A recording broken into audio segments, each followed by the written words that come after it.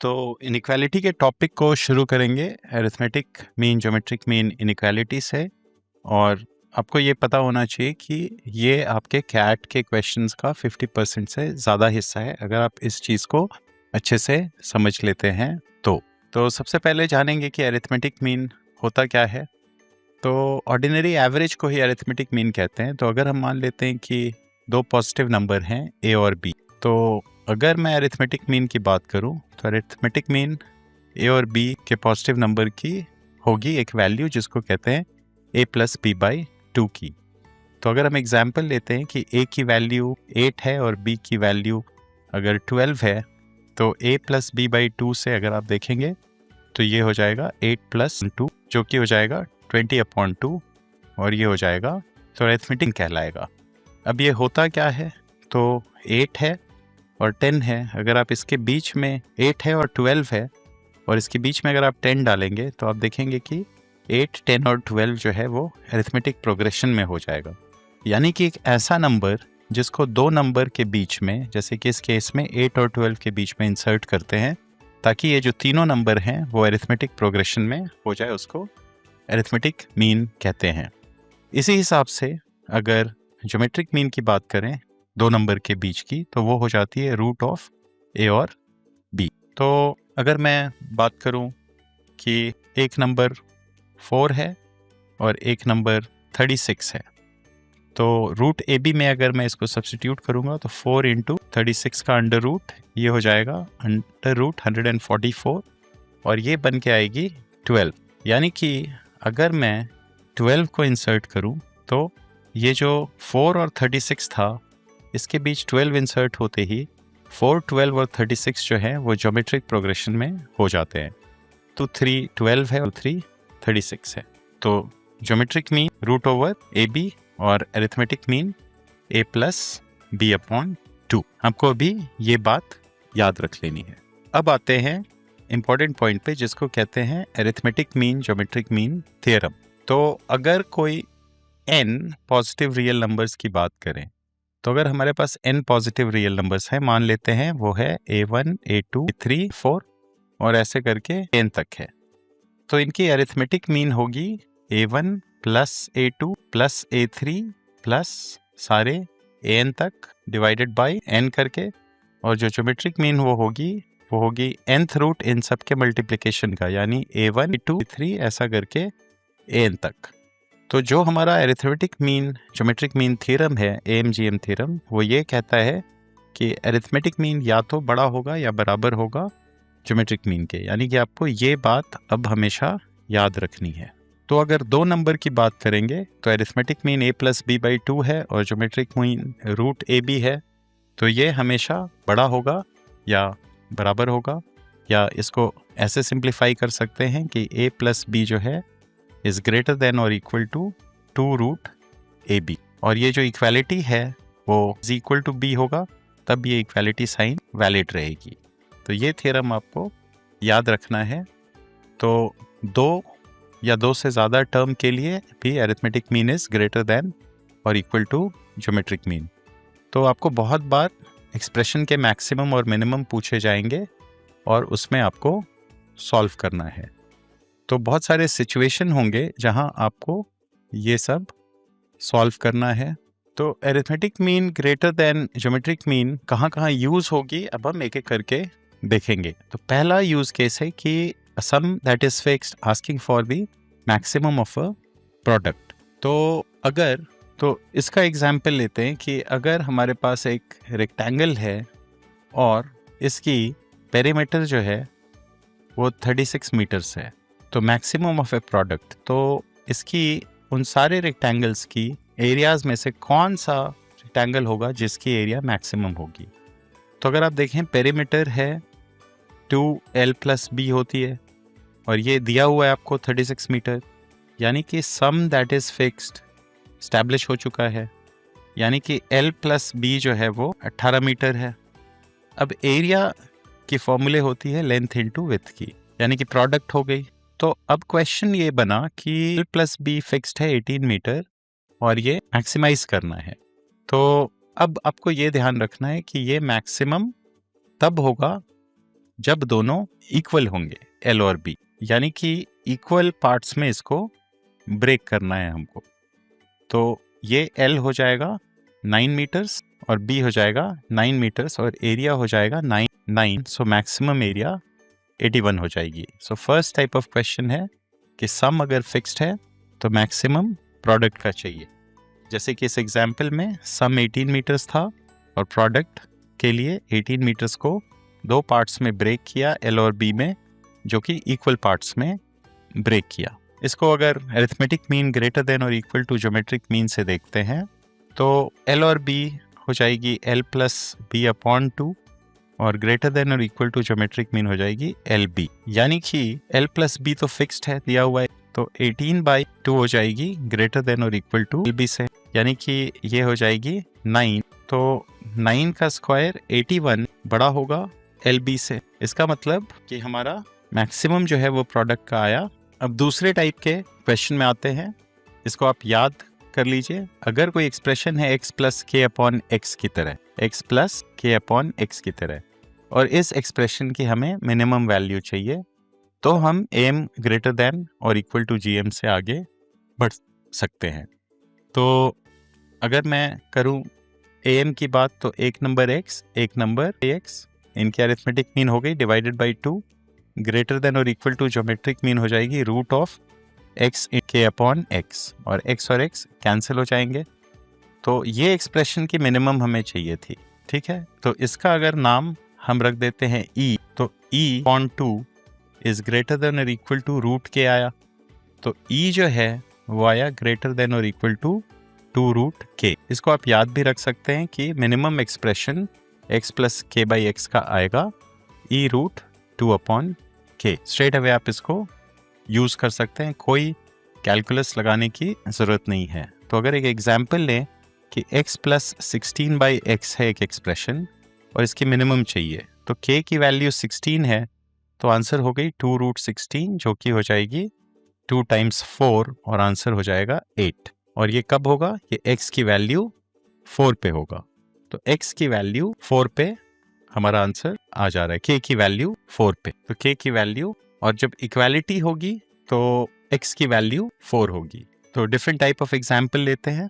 तो next example लेते हैं कि find the minimum of 2x plus by x. तो ये हमारा x प्लस के बाई एक्स के फॉर्म में है। आप अरिथमेटिक मीन और ज्योमेट्रिक मीन के रिलेशनशिप को यूज कर सकते हैं। तो करते हैं 2x प्लस 2, ये इस नंबर और इस नंबर की अरिथमेटिक मीन हो गई, और ज्योमेट्रिक मीन से बड़ा होगा, ज्योमेट्रिक मीन होगा अंडर रूट 2x। तो x कैंसिल हो गया, ये बना अंडर रूट 36, जो कि होता है 6, यानी कि ये जो एक्सप्रेशन e है, इसको मान लेते हैं e है, तो e अपॉन 2 आया ग्रेटर देन और इक्वल टू 6 के, तो e आया ग्रेटर देन और इक्वल टू 12 के, यानी कि मिनिमम वैल्यू हमारे एक्सप्रेशन की 12 हो जाएगी।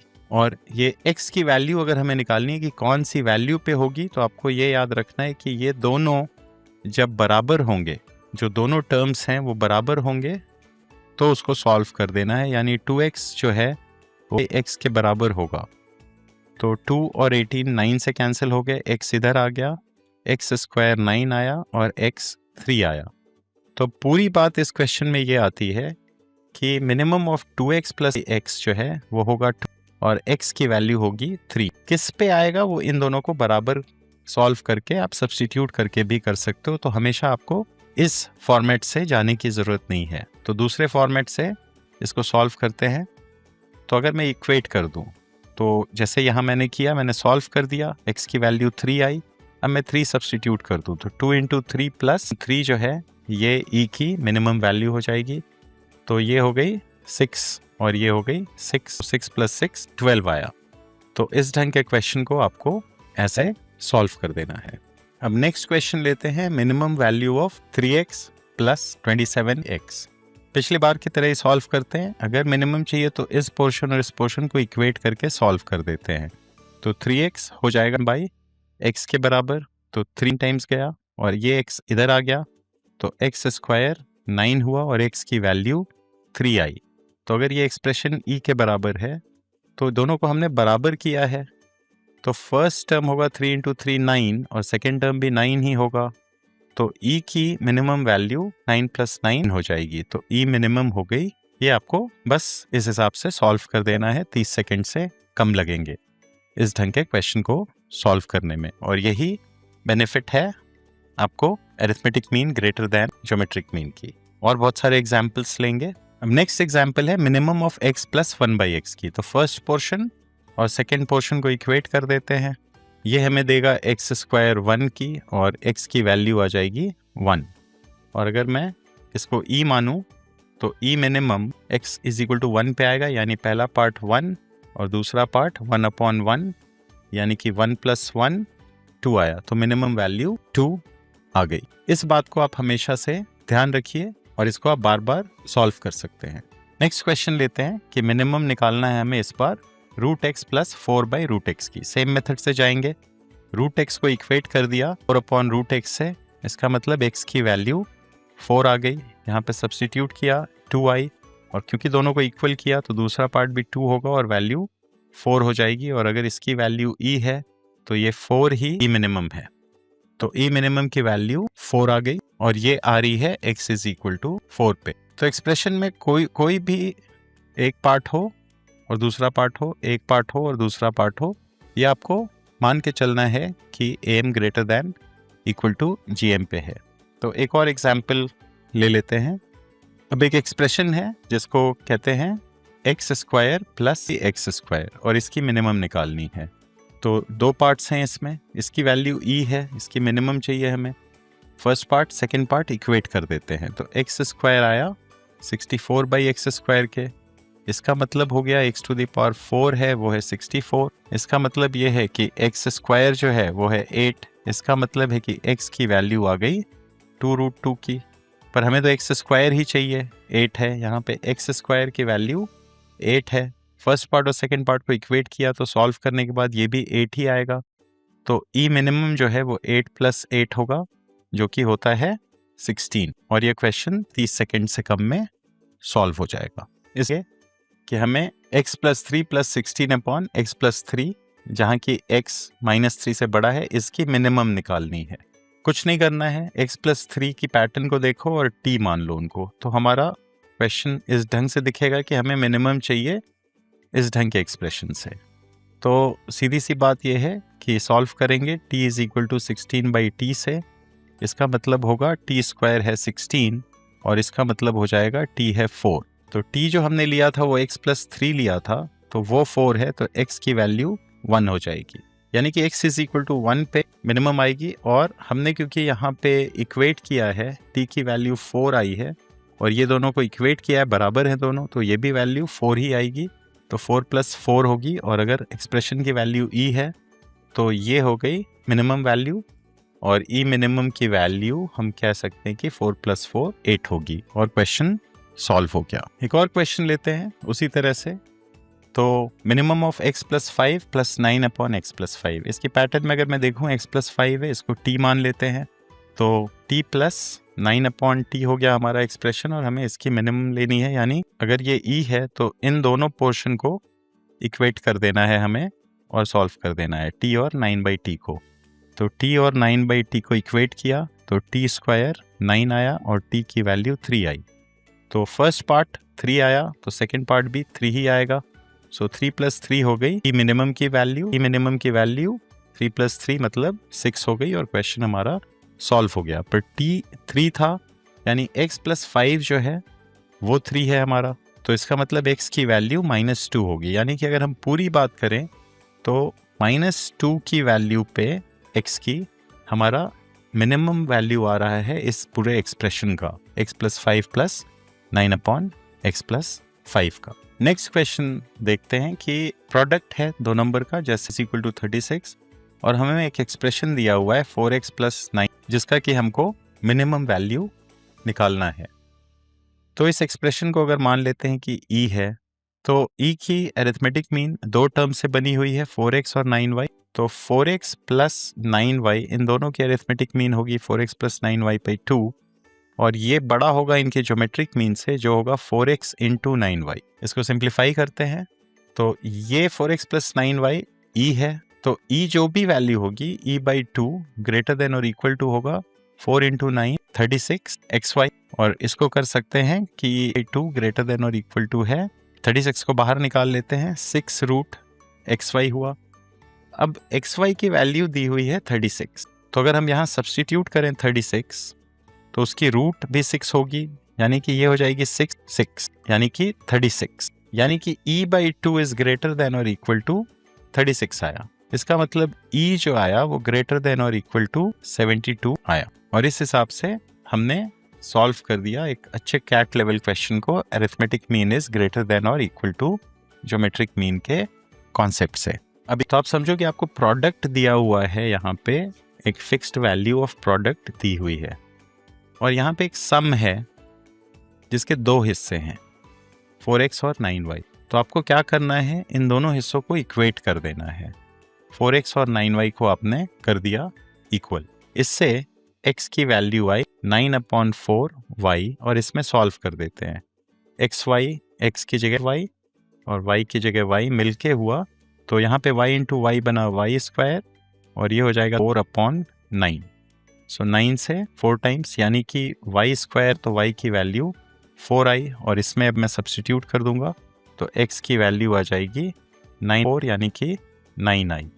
अब हमें चाहिए 4x प्लस 9y, तो हमारे पास x की वैल्यू 9 है और y की वैल्यू 4 है, तो 4 इंटू एक्स हो जाएगा 4 इंटू 9 प्लस, क्योंकि हमने इक्वल कर रखा है तो सेकेंड पार्ट भी वही होगा, पर डाल के देख लेते हैं 9 इंटू 4, तो ये आया प्लस 6, और ये हो गई 72 के बराबर। तो इस हिसाब से आपको इस क्वेश्चन को सॉल्व करना है। अभी हमने शुरुआत करी है, अभी बहुत सारी चीज़ें बाकी है इसमें। अब उन सारी चीज़ों का रिवीजन करते हैं कि क्वेश्चन पैटर्न ऐसा है कि हमें चाहिए इन एक्सप्रेशंस का मिनिमम। तो x प्लस 16/x का सीधा हमें इन दोनों को इक्वेट कर देना है, x² 16 हो जाएगा, तो x की वैल्यू 4 मिल जाएगी, और पहला पार्ट 4 हो जाएगा और दूसरा पार्ट भी 4 ही होगा, तो 4 + 4 8 मिल जाएगी। तो आप 10 सेकेंड में भी इन क्वेश्चन को कर सकते हैं। इन दोनों को इक्वेट करेंगे सेकेंड क्वेश्चन में, तो x² 9 हो जाएगी, x की वैल्यू 3 हो गई, और पहला पार्ट 3 है तो दूसरा पार्ट भी 3 ही आएगा, तो 3 + 3 6 हो जाएगा। फिर यहाँ पे दोनों पार्ट को इक्वेट कर देना है, यानी 2x² 18 होगा, तो x² 9 होगा, यानी x की वैल्यू 3 आ जाएगी, और पहला पार्ट 6 होगा तो दूसरा पार्ट भी 6 ही हो जाएगा, यानी 6 + 6 12 हो जाएगी। तो आप इसको सिर्फ देख के अब सॉल्व कर सकते हो। इनकी मिनिमम चाहिए तो 3x/x को इक्वेट कर दिया, 3x² 27 हुआ, यानी x² 9 हुआ, यानी कि x की वैल्यू 3 आ गई, और अगर 3 आई तो 3 इंटू 3 9 होता है, और दूसरा पार्ट भी 9 होगा, तो 9 + 9 आएगा। नेक्स्ट लेते हैं x + 1/x, यानी x², दोनों को इक्वेट करेंगे तो x² 1 आ जाएगा, यानी x की वैल्यू 1 आ गई। पहला पार्ट 1 होगा तो दूसरा पार्ट भी 1 होगा, 1 + 1 2 होगा, तो मिनिमम वैल्यू 2 हो जाएगी। सिमिलरली इनको इक्वेट किया तो x² + x², यानी x⁴ 64 हुआ, यानी x की वैल्यू, अब x⁴ 4 अगर 64 है तो x² 8 है, तो x की वैल्यू 2√2 आएगी, हो गई। और x² अगर 8 है तो पहला पार्ट इसमें 8 है, तो दूसरा पार्ट भी 8 ही होगा, 8 + 8 16 होगी, तो मिनिमम वैल्यू 16 हो गई। इस हिसाब से लास्ट क्वेश्चन xy दिया हुआ है 36 के, तो 4x + 9y है। तो अब हमें ये देखना है कि ये दोनों पार्ट को इक्वल कर देना है। तो 4 into something is 9 into something, तो x की वैल्यू अगर आप 9 रखोगे और y की 4 रखोगे तो 96 हो रहा है। तो अब 9 इंटू 4 36 होता है, तो दूसरा पार्ट भी 36 होगा और 72 हो जाएगा। तो इस प्रकार आप आराम से इन क्वेश्चंस को सॉल्व कर सकते हो। तो इस टेबल को आप बहुत अच्छे से करें। एम ग्रेटर देन और इक्वल टू जीएम में जो नेक्स्ट पैटर्न है वो कुछ इस तरह से है कि if two positive numbers have a fixed sum a + b दिया हुआ है s के बराबर, so their product is maximum when the two numbers are equal. तो ये आपको याद रखना है कि फिक्स्ड सम और साथ ही साथ मैक्सिमम प्रोडक्ट जब नंबर्स इक्वल होते हैं। तो ये है आपका मैक्सिमम प्रोडक्ट, ये m इज ग्रेटर देन और इक्वल टू gm से आएगा, देखेंगे कैसे। और ये मैक्सिमम तब होगा जब a b के बराबर होगा और वो s/2 होगा। तो ऑब्वियसली a b के बराबर होगा, तो s/2 बांटना होगा इस इक्वेशन से। तो हमारे पास है a+b/2 जो है वो greater than equal to √ab है। तो अगर इसको स्क्वायर करेंगे तो a+b/2 द होल स्क्वायर जो है वो ग्रेटर देन और इक्वल टू ab हो जाएगा। और कहेंगे a+b the whole square greater than और इक्वल टू 4ab हो जाएगा। तो a+b है s, ये फिक्स्ड है, तो s स्क्वायर 4ab से बड़ा या बराबर होगा। इसका मतलब ab जो है वो छोटा होगा s²/4 से। सो यहाँ पे मैक्सिमम प्रोडक्ट अगर आप देखेंगे, प्रोडक्ट की वैल्यू मैक्सिमम जो है वो होगी s²/4 के बराबर। तो इस बात को ध्यान में रखते हुए कुछ क्वेश्चंस सॉल्व करते हैं। तो पहला क्वेश्चन लेते हैं, a+b है 20 के बराबर और हमें ab की मैक्सिमम वैल्यू चाहिए। तो 20 को इन दोनों में इक्वल डाल देते हैं, तो 10 और 10 आएगा, तो ab मैक्सिमम हो जाएगा 10 100 के बराबर। और ये हो रहा है a और b जब 10 हो रहे हैं। नेक्स्ट क्वेश्चन पे आते हैं, अगर x + y दिया हुआ है 14 के बराबर और हमें xy की मैक्सिमम वैल्यू चाहिए, तो 14 को इसमें और इसमें इक्वल स्प्लिट कर देते हैं, तो 7 हो जाएगी x की वैल्यू और 7 हो जाएगी y की वैल्यू, और 7 × 7 मैक्सिमम वैल्यू आ जाएगी। तीसरा क्वेश्चन लेते हैं, अगर p + q दिया हुआ है 30 के बराबर तो हमें pq की मैक्सिमम वैल्यू चाहिए। तो इसमें 30 को दो पार्ट्स में इक्वल पार्ट्स में स्प्लिट कर देंगे, p की वैल्यू 15 और q की वैल्यू 15, और 15 × 15 हो जाएगी pq की मैक्सिमम वैल्यू, ये हो जाएगी 225 पे। तो इस ढंग से आप इस क्वेश्चन के बेसिक टाइप को देख रहे हैं। अब एक और क्वेश्चन लेते हैं जो थोड़ा अलग ढंग से लिखा रहेगा। तो क्वेश्चन कुछ इस ढंग से है कि find the maximum value of x times 18 - x। तो यहाँ तो हमें पता नहीं चल रहा, लेकिन अगर मैं इसको ध्यान से देखूं तो मेरे पास दो पार्ट्स है x और x। अगर मैं इनको ऐड करूं तो x + -x होगा जो कि 18 है, यानी कि सम जो है वो फिक्स्ड दिया हुआ है, और ये जो एक्सप्रेशन जिसकी हमें मैक्सिमम वैल्यू चाहिए उसको कह सकते हैं कि हमें प्रोडक्ट मैक्सिमम चाहिए। तो इस क्वेश्चन में दोनों पार्ट्स को हमें इक्वल स्प्रेड करना होगा, यानी कि x एक पार्ट है और x एक पार्ट है, और दोनों का एडिशन अगर 18 हो रहा है तो इस पोर्शन और इस पोर्शन को हमें 9 और 9 देना होगा। तो x 9 हो गया, x 9 हो गया, तो x की वैल्यू 9 होगी जब भी प्रोडक्ट को मैक्सिमम होना है। तो ये हो जाएगा 9 × 9, तो प्रोडक्ट मैक्सिमम आ जाएगा 9 × 9 के बराबर। इतना करने की भी ज़रूरत नहीं थी, यहाँ पे आपको पता है कि सम फिक्स्ड है, तो आप डायरेक्ट s²/4 के फॉर्मूले से square/4 पे आ जाते, जो कि 9² के बराबर है, जो आपको E1 दे देती। अब नेक्स्ट क्वेश्चन पे आते हैं उसी कॉन्सेप्ट से, जहाँ की सम फिक्स्ड दिया हुआ है और प्रोडक्ट मैक्सिमम चाहिए हमको। तो a wire of length 80 centimetre is a rectangle, find maximum possible area. तो अगर इस वायर की लेंथ 80 सेंटीमीटर है, यानी कि इसका मतलब है कि पेरीमीटर जो है वो है 80 सेंटीमीटर की, यानी कि ट्वाइस ऑफ L + B जो है वो है 80 सेंटीमीटर। इसका मतलब L + B की वैल्यू 80 सेंटीमीटर, और ये आप कह सकते हो कि सम फिक्स्ड का केस आया इस केस को। अब हमें मैक्सिमम पॉसिबल एरिया चाहिए। एरिया होता है लेंथ इनटू विड्थ, यानी कि P की वैल्यू है, दोनों की प्रोडक्ट है, और एरिया मैक्सिमम चाहिए यानी प्रोडक्ट मैक्सिमम चाहिए। तो प्रोडक्ट मैक्सिमम की वैल्यू होती है s²/4 के बराबर। s की वैल्यू है 40, तो s² हो गया अपॉन 4, और ये हो गया 400 सेंटीमीटर स्क्वायर। तो इसकी आंसर मिल गई आपको 400 सेंटीमीटर स्क्वायर। तो इस हिसाब से आप इस क्वेश्चन को सॉल्व कर सकते हैं। नेक्स्ट क्वेश्चन पे आते हैं, जिसमें कि हमारा सम अगर फिक्स्ड है और प्रोडक्ट मैक्सिमम आना है। तो ये क्वेश्चन इस तरह से है, a + b 2k दिया हुआ है, फिक्स्ड है, so maximum value of ab चाहिए, यानी कि प्रोडक्ट की मैक्सिमम वैल्यू चाहिए। तो हमें पता है कि प्रोडक्ट मैक्सिमम की वैल्यू जो है वो होती है s²/4 के बराबर, और s की वैल्यू है 2k, तो 2k की स्क्वायर/4 हुई, ये हो गई 4k² / 4, और ये बनी k²। तो इस हिसाब से प्रूफ हो गया। तो आपको ए और बी को सिर्फ इक्वल पार्ट्स में बांट देना है। तो नेक्स्ट क्वेश्चन पे आते हैं। सम फिक्स्ड है और प्रोडक्ट को मैक्सिमाइज करना है। तो x plus Y is equal to sum fixed का केस है and find the maximum value of X Y and state whether X Y can equal exactly 700। तो अब सिंपल सी चीज़ है, x की वैल्यू और y की वैल्यू इक्वल होगी। इस 50 को इक्वल पार्ट्स में बांटना है, यानी x की वैल्यू होगी और y की होगी। तो एक्स वाई जो हमारा प्रोडक्ट है उसकी मैक्सिमम वैल्यू हो जाएगी, ये होगी 605। तो X Y can equal exactly 700, ये बिल्कुल है कि no, X Y cannot be equal to 700। Next question पे आते हैं। a प्लस बी दिया हुआ है 16 and find the range of possible values of A B बोल रहे हैं। तो a और b इज ग्रेटर देन 0 दिया हुआ है। तो पहला तो यहाँ पे केस है सम फिक्स्ड का और पॉसिबल वैल्यूज प्रोडक्ट की चाहिए। तो हम प्रोडक्ट मैक्सिमम की वैल्यू देखेंगे क्या होगी।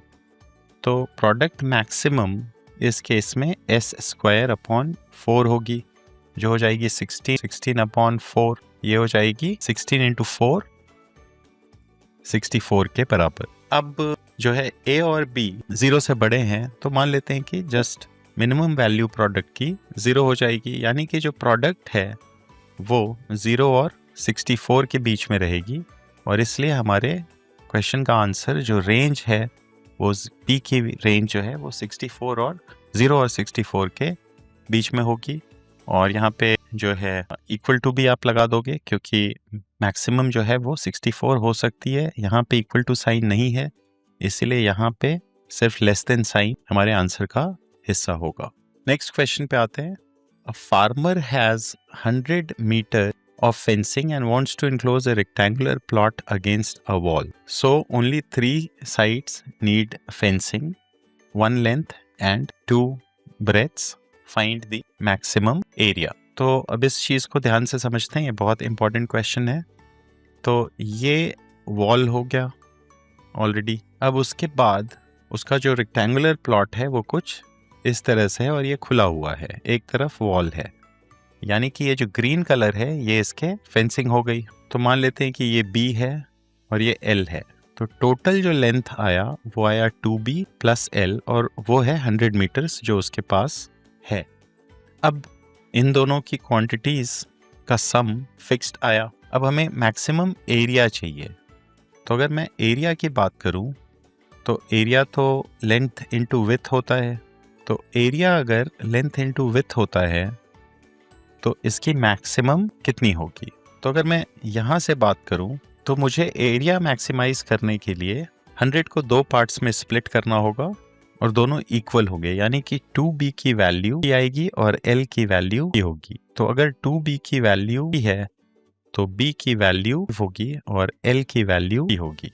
इसका मतलब ये है कि जो एरिया है वो b, इसकी मैक्सिमम वैल्यू आएगी 30 और 25 पे, यानी कि एरिया मैक्सिमम की वैल्यू हो जाएगी और ये होगा 1250 स्क्वायर यूनिट्स के बराबर। अब नेक्स्ट कॉन्सेप्ट पे आते हैं।